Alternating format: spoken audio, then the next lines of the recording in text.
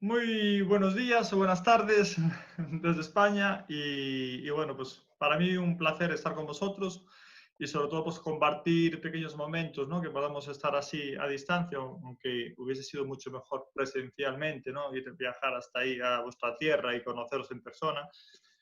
Pero bueno, vamos a hablar hoy de educación, que es un tema bastante complejo, es un tema bueno, siempre hay debate, siempre está ahí un poquito incandescente, ¿no? El ámbito de la educación, pero vamos a intentar pues, hacer una visión así global por los principales pilares de la educación, que básicamente, como ya sabéis, pues son la familia, la escuela, la sociedad y acabaremos también hablando de la educación por escenarios, que es bueno, pues un método, podemos llamarlo un método que publiqué en el último libro y que a través de él pues, se dan estrategias prácticas para trabajar con los niños, tanto en el seno escolar como también en las familias.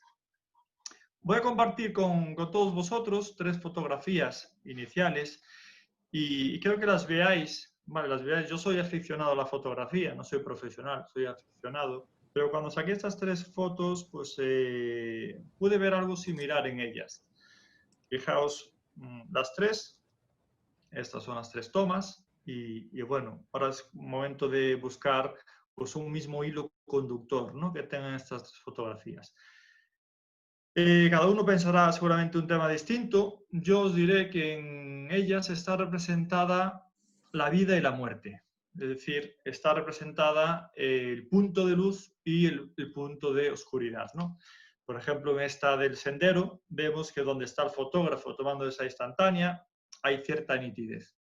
Sin embargo, si nos adentramos en ese sendero, podemos encontrar pues, bastante niebla que no sabemos si vamos a estar cómodos más allá de ese espacio. ¿Y por qué quiero introducir la conferencia con estas tres fotografías? Pues básicamente porque los días no brillan con la misma intensidad para todas las personas, ¿no? Y esto es lo primero que tenemos que ser conscientes. Cuando un niño va a la escuela, va al instituto, un estudiante, muchas veces ese despertar, el levantarse, el tener que ir allí, le supone un posible trauma, temor, miedo, etcétera, ¿no? Porque efectivamente, ojalá todos tuviésemos un foco iluminándonos a lo largo de nuestra vida y a lo largo de nuestro día a día. Sin embargo, la realidad es otra muy distinta. Hay niños que tienen miedo de ir a la escuela porque tienen ese temor de encontrarse con otro niño que le va a insultar, que se va a burlar de él, que le va a pegar. O la persona con discapacidad, que teme a subir a un autobús porque va a tener que pedir ayuda a otra persona, ¿no? Porque no va a tener esa autonomía, esa independencia que siempre buscó. Entonces está cansado de estar siempre pidiendo ayuda a otras personas. Por tanto, esto es lo primero que tenemos que tomar conciencia, y es que realmente la vida no es de color de rosas para todos, ¿no? Aunque a veces en nuestro seno familiar estemos muy contentos, tenemos que proyectar la mirada en el prójimo. Y esta es la primera norma de la educación. Aquí estamos hablando de empatía, estamos hablando de educar a los niños en esa capacidad de viajar a otra mente, a otra persona. Y con respecto también a la escuela, podemos hablar que yo siempre la defino una relación de amor-odio con el niño, ¿no? O con el ser humano, la escuela. ¿Por qué? Porque cuando somos pequeñitos, cuando tenemos 3 años y tenemos el primer contacto con la escuela, esta nos atrae, ¿no? Porque básicamente pues, todos nos hemos enamorado de nuestra profe de educación infantil, hemos dicho a nuestra familia con 3, 4, 5 años que nuestra profesora es la mejor del mundo, le hemos dado abrazos, le hemos dado 1000 besos, y en la escuela nos engancha porque nos da pinturas, nos da barro, plastilina,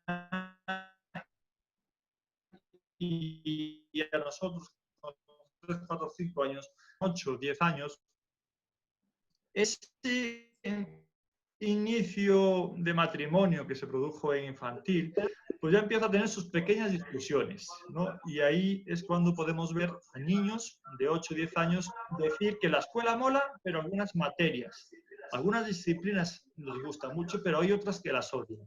Y cuando se produce la separación, cuando se produce ya ese despojarse del matrimonio ya es en el instituto con 12, 14, 16 años, y es cuando el adolescente no quiere ir al instituto a estudiar. No quiere ir porque aquello es un centro parecido a una cárcel y que no le gusta eso, ¿no? Entonces, eso es simplemente a modo de reflexión y para que pensemos también en el verdadero objetivo que tiene la vida. Es decir, en la escuela, lógicamente, está bien, pero ¿qué sucede desde que nos ha enamorado con 3 4 años a cuando salimos de ella con 16 años o 17 años y salimos con cierto odio, ¿no? Con cierto odio a lo que allí ha sucedido? Entonces, uno de los planteamientos que tenemos que pensar es en qué objetivo buscamos en nuestro día a día. No sé si vosotros lo habéis pensado en alguna ocasión, ¿no? Es decir, ¿por qué vivís el día a día? ¿A qué aspiráis? Habrá gente que diga, pues, por felicidad, para disfrute personal. Otros vean el tema económico, ¿no? Pues yo, mi objetivo es ganar mucho dinero para tener una casa muy grande y un coche, un vehículo muy grande, etcétera, ¿no? Pero lo cierto es que quizá uno de los objetivos que nos tengamos que apuntar y para el cual tenemos que educar es el de la salud emocional. El término salud emocional hace referencia al estar bien con uno mismo. Hace referencia al éxito, pero el éxito entendido no como un mayor número de dígitos en la cuenta bancaria. El éxito para mí es el disfrute de la vida personal y el disfrute de la vida laboral, de la vida familiar y la vida laboral. Fijaos lo que estoy diciendo algo que casi nadie cumple en su día a día, ¿no? Es decir, ¿cuántas personas disfrutan de su trabajo? ¿Cuántas personas disfrutan de ir día a día a su trabajo? ¿Y cuántas personas disfrutan estando en su hogar? ¿No? Y aquí nos encontramos muchas veces, a veces esa falta de disfrute de matrimonios, que discuten mucho, etcétera, pero que por rutina o por el qué dirá de la familia no se separan, ¿no? Y siguen juntos bajo el mismo techo. Entonces, para mí, esto todo se deja de herencia en la educación de los niños. Es decir, un padre o una madre que se levanta ya quemada y va a trabajar de mala gana y sin disfrutar de ese trabajo, le está dejando de herencia educativa a ese niño que el trabajo no es nada bueno, que el trabajo acaba con tu salud. Por eso, el hecho de que podemos disfrutar nosotros y tomar conciencia de intentar disfrutar de nuestro ambiente familiar, nuestro ambiente laboral, ya estamos educando indirectamente en esa salud emocional que necesitamos en la vida.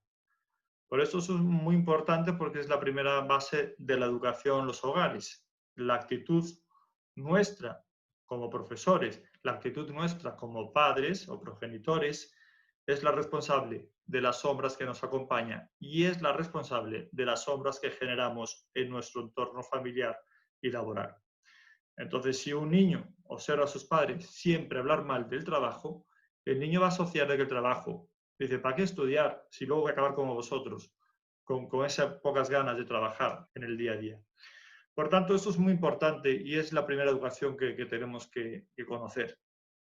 Luego también muy importante es viajar al mundo de los niños y adolescentes para poder entender su mundo. Y aquí vivimos en dos mundos diferentes, ¿no? El mundo de los adultos y el mundo de los niños. Hay adultos que no saben jugar con niños de 3 y 4 años. Hay adultos que no saben jugar con ellos. Y el niño se lo dice. El niño le dice, así no se juega. Coge el palo este de esta escoba y póntelo así. Y ahora sí que eres una bruja. Antes no eras una bruja, ¿no? Los adolescentes, lo mismo. Requieren de viajar a su mundo para poder hablar con ellos y entender su lenguaje. Si no, estaremos hablando en idiomas diferentes y nunca habrá un entendimiento o una mediación. ¿Y qué ven los niños y adolescentes a lo largo de su día a día? Pues en la familia, lo que acabamos de comentar, ven el comportamiento de sus progenitores. Entonces, la actitud, el lenguaje. Hay niños de 4 o 5 años que van a clase de educación infantil y dicen un montón de palabrotas, ¿no? Malsonantes. Y dices tú, ¿cómo es posible? Pero luego la profesora, cuando tiene una tutoría con los padres, lo entiende y dice, vale, ahora ya sé por qué este niño dice palabrotas, ¿no? Porque lo absorben todo.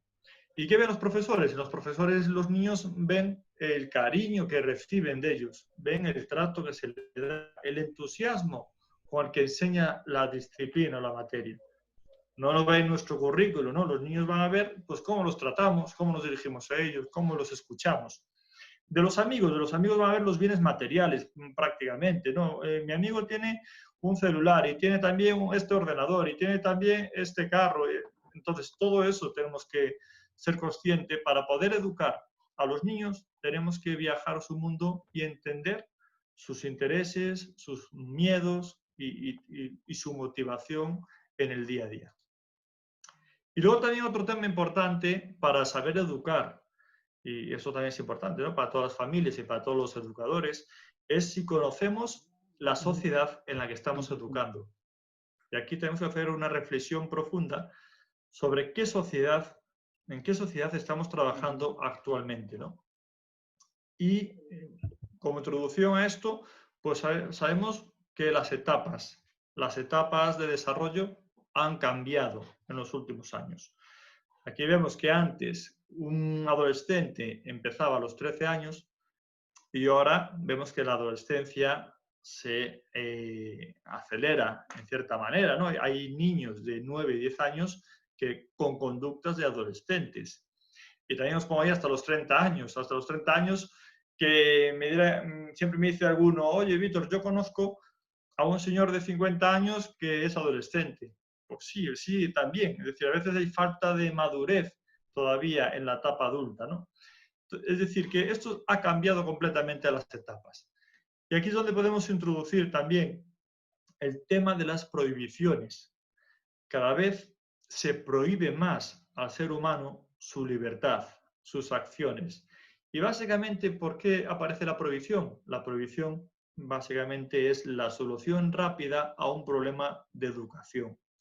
Por eso no es normal que cuando uno entre en un museo tenga que leer un cartel con 20 reglas de prohibido comer pipas, prohibido beber, prohibido tocar las obras, prohibido correr.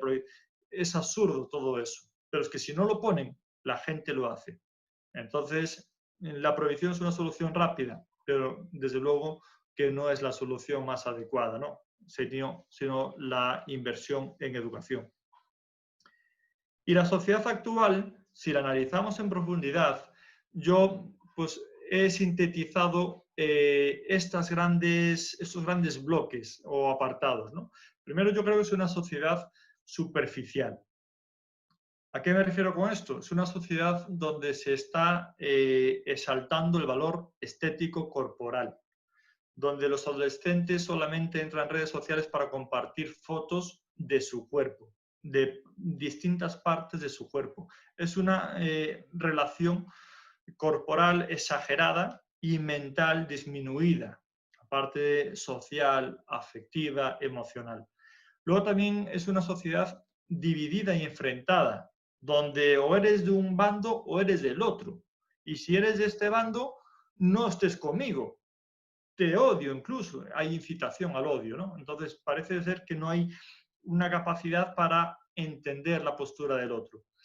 Hay una sociedad cambiante que están cambiando en distintos aspectos también.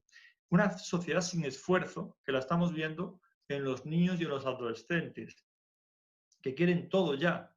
Lo quieren pues, el aprobado, quieren este regalo, pues que se lo compres ya ahora mismo. Es decir, sin esfuerzo ninguno. Y educar en esfuerzo es uno de los primeros, o sea, es uno de los aspectos más primordiales para fortalecer el capital humano. Tenemos también la sociedad de la inmediatez, que no sabemos esperar, ¿no? Y eso, en todo sentido, la publicidad está enganchando a los niños para que ya consigan ya todo, sin haber esfuerzo ni tiempo de espera. Tenemos también la sociedad tecnológica, donde los dispositivos de pantalla han invadido todos los hogares e incluso se deja la tutela de niños pequeños a pantallas electrónicas. Y eso también pues, va a tener sus consecuencias. Y una sociedad normalizadora donde poco a poco se va normalizando lo que no es normal. Aquí pues ponemos un ejemplo. Aquí en España, por ejemplo, el tema del botellón, del consumo de alcohol en la calle en grandes cantidades por parte de menores. Algún ayuntamiento aquí en España habilitó una zona en un polígono industrial a las afueras de la ciudad para que los menores fuesen allí a beber y así justificaba el alcalde, justificaba así que se aliviaba un problema de ruido en el centro histórico de esa ciudad. Es decir, se ha normalizado una cosa que no es normal. Un menor no puede ingerir alcohol y no habilites ningún espacio ni nada de eso. Es decir, se están normalizando cosas que no son normales. Y luego también hay grandes problemas en casi todos los países. Aquí traigo datos de España. De la violencia de género, por ejemplo, el número de víctimas, de mujeres víctimas de violencia machista, fijaos que no desciende cada año, incluso hubo un repunte.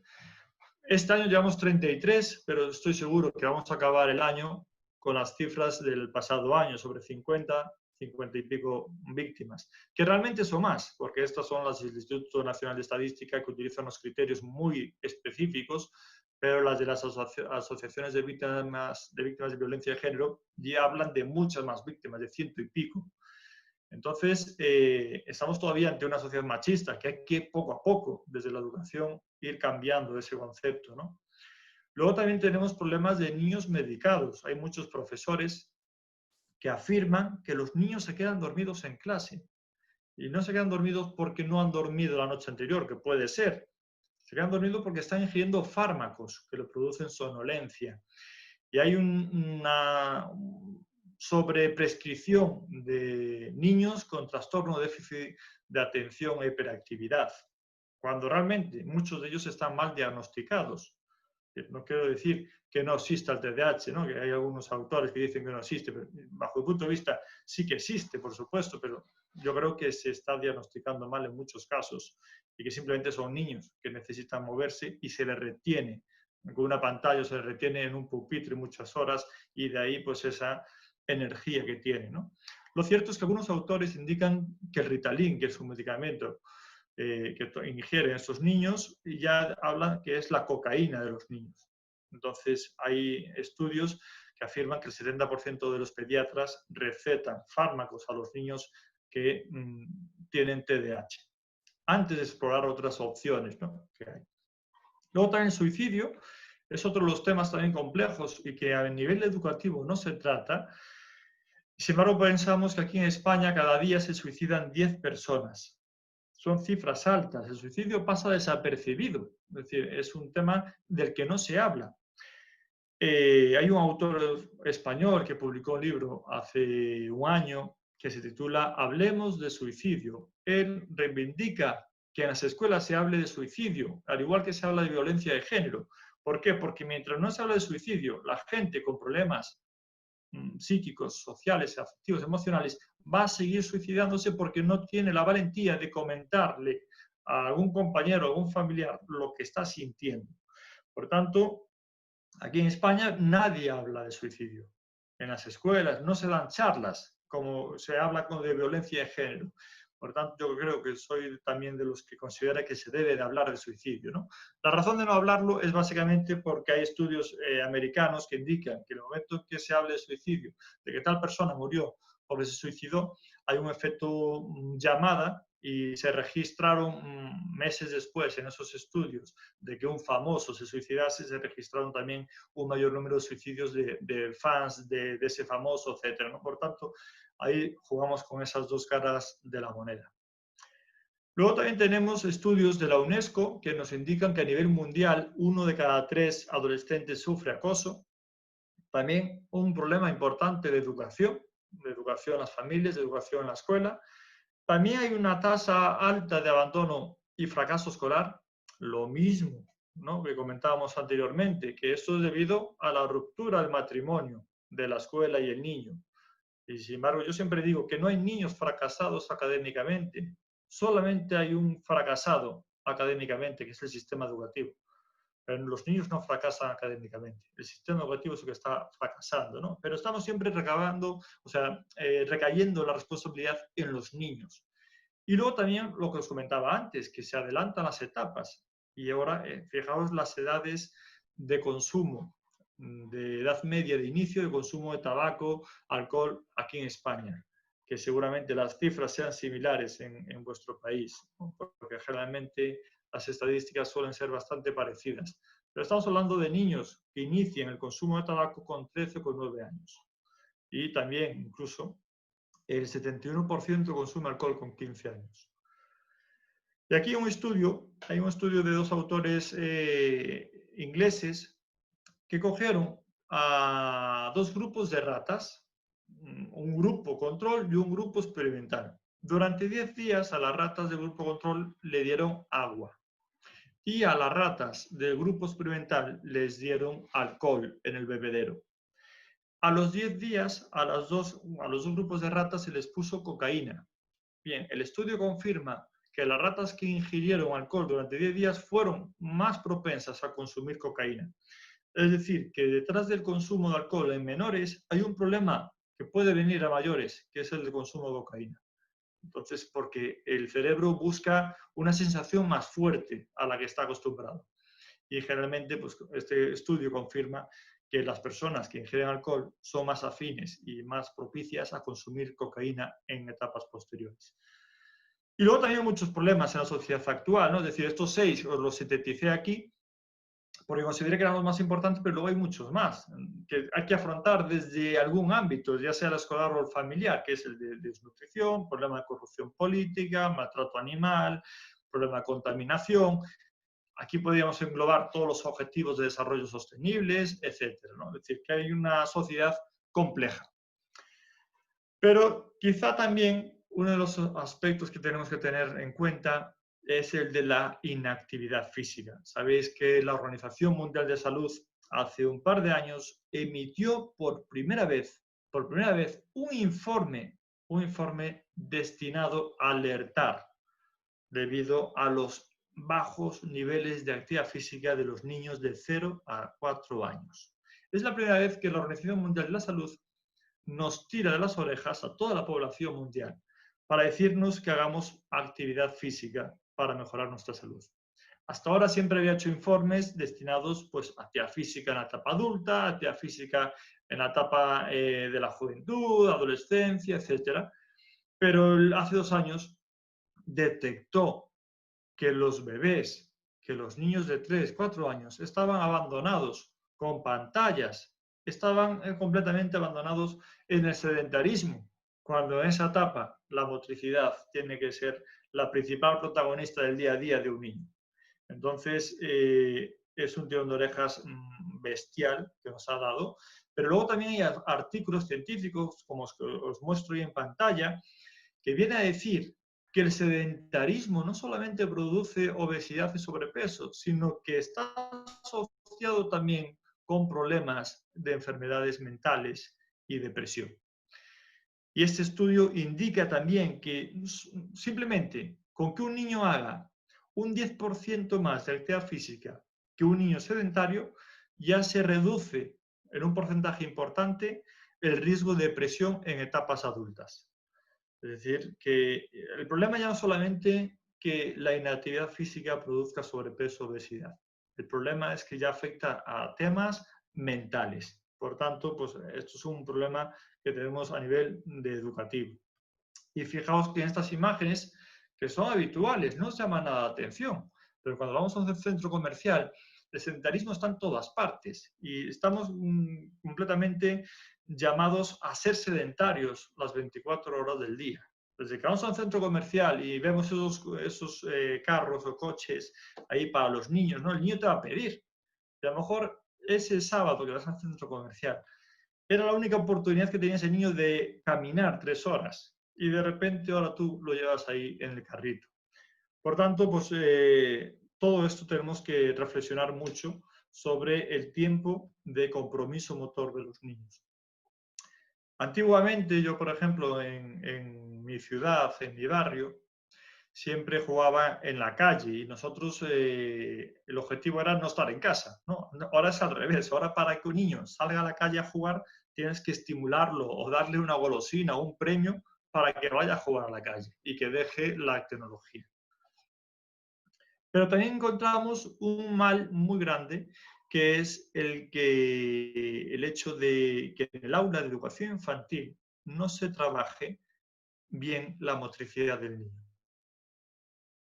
Aquí hay estudios que hemos hecho nosotros desde nuestro grupo de investigación y constatan que los niños de 3 a 6 años en España, dentro de lo que es la escuela, solamente tienen una media de una sesión a la semana de actividad física.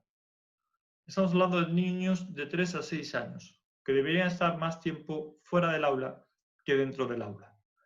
Y solamente una media de una, y como mucho a lo mejor 2 horas a la semana de actividad física. Por eso pues, se le está privando de ese desarrollo motor, ¿no? A través del movimiento. Estas son las recomendaciones de la Organización Mundial de la Salud que os comentaba anteriormente. Fijaos que casi ninguna familia de vuestro entorno la cumple, ¿no? Si tenéis familiares con hijos pequeños y pensáis, a ver, 180 minutos al día de actividad física hace este niño de 3 años. Dices tú, no, creo que no. O no pantallas antes de los 2 años, cuando vemos ya a bebés en el carrito poner la pantalla. Es decir, que claro, eso ya crea cierta adicción, ¿no? Y hábito en el niño. Y aquí hacemos la primera pregunta, ¿no? ¿Quién es el responsable de educar? ¿La escuela o la familia? Pues básicamente la responsabilidad es de la familia. Pero ¿qué sucede? Que muchas veces la familia no tiene recursos para educar, a veces no saben educar, piensan que lo están haciendo bien. Y en ese caso, la escuela es la que debe responder, es la que debe responder. Al final, pasamos un 20% de nuestra vida en la escuela. Por tanto, un 20% es mucho tiempo y es importante que la escuela pues, empiece a trabajar todo lo que es el potencial educativo que tiene. Fijaos aquí en esta batería vacía y cómo vamos a ir cargándola poco a poco, ¿no? La vamos cargando primero con lo que nos aporta la escuela, segundo con lo que nos aporta nuestra familia y tercero y cuarto con dos aspectos importantes. La educación emocional, que está muy abandonada hoy en día, actualmente, tanto por la familia como por la escuela, y también la actividad física o el deporte, porque el deporte tiene un soporte científico muy grande, muy amplio, en el cual se obtienen muchísimos beneficios para la salud de la persona. Eso está más que demostrado, es decir, hay cientos y cientos de artículos que confirman eso. Por lo tanto, el deporte debe estar dentro de cualquier programa político, social. Y hablamos también de la ausencia del capital humano que hay hoy en día, y no solamente en los niños, sino también en los adultos, ¿no? Y el capital humano yo siempre lo defino como la carga de valores, la carga de ética, de moral y sobre todo el potenciar las variables psicológicas y psicosociales. Y dentro de estas variables hablamos de la motivación, hablamos también de la resiliencia, hablamos de la capacidad de combatir el estrés, hablamos de todas esas variables psicológicas que nos hacen fuerte. Y esto realmente, esto es lo que debería trabajar y potenciar la escuela. Es decir, valores, hay cientos de valores, aspectos éticos, aspectos morales y también aspectos de variables psicológicas y psicosociales. ¿Por qué? Porque realmente lo que nos gobierna es el control de todas esas esferas que veis aquí, ¿no? Es decir, no solamente la parte física, el valor al cuerpo que se le ha dado, que se le está dando hoy en día desde la adolescencia, ¿no? y la niñez, sino también lo más importante son esas esferas psíquicas, afectivas, emocionales y sociales. Yo siempre digo que cuando caminamos por la calle, pues llevamos como esos 4 globos imaginarios. Esos 4 globos que tienen que estar inflados con la misma cantidad de aire, ¿no? Porque en el momento en que hay un problema en una de esas esferas, se pincha el globo y pierde aire y hay un desequilibrio. Por tanto, si yo tengo un problema, vamos a pensar cognitivo, vamos a pensar, yo siempre pongo el ejemplo de un niño que está bloqueado en su mesa de estudio porque mañana tiene examen y se sentó a preparar el examen y llega un momento en que el cerebro no recibe más información. Es decir, tiene un problema a nivel psíquico, cognitivo. La respuesta de los padres, ¿cuál es? Sigue estudiando que mañana es el examen. No salgas de tu habitación. ¿No? Y el niño, es que no puedo más, no puedo más, me va a reventar la cabeza. Y los padres, no, quédate ahí. Entonces, la respuesta inteligente, el hecho de tener estrategias, ¿cuál sería? Pues sal afuera a correr, a pasear, a andar en bicicleta, a nadar, despéjate. Entonces, hay que apoyarnos, tenemos que apoyarnos en unas esferas y otras esferas para solucionar problemas de las otras. Entonces, si ese niño sale afuera a hacer ejercicio, durante el ejercicio físico se van a liberar una serie de neurotransmisores que producen la sensación de bienestar, de placer, de felicidad, de liberación de la ansiedad. Estamos hablando de neurotransmisores como, pues, por ejemplo, la norepinefrina, epinefrina, adrenalina, endorfinas, etcétera, que eso que está demostrado que se secretan durante la práctica de la actividad física. Y ese niño cuando vuelva a la mesa de estudio, a retomar ese estudio, ya va a tener el cerebro completamente receptivo para más aprendizaje. No hemos perdido tiempo, hemos ganado tiempo. Sin embargo, la respuesta de los padres al no tener estrategia es ni se te ocurra abandonar la habitación porque mañana tienes examen. Y ese niño que entra pues, en frustración, en cierto estado de nerviosismo, etcétera, y es normal, ¿no?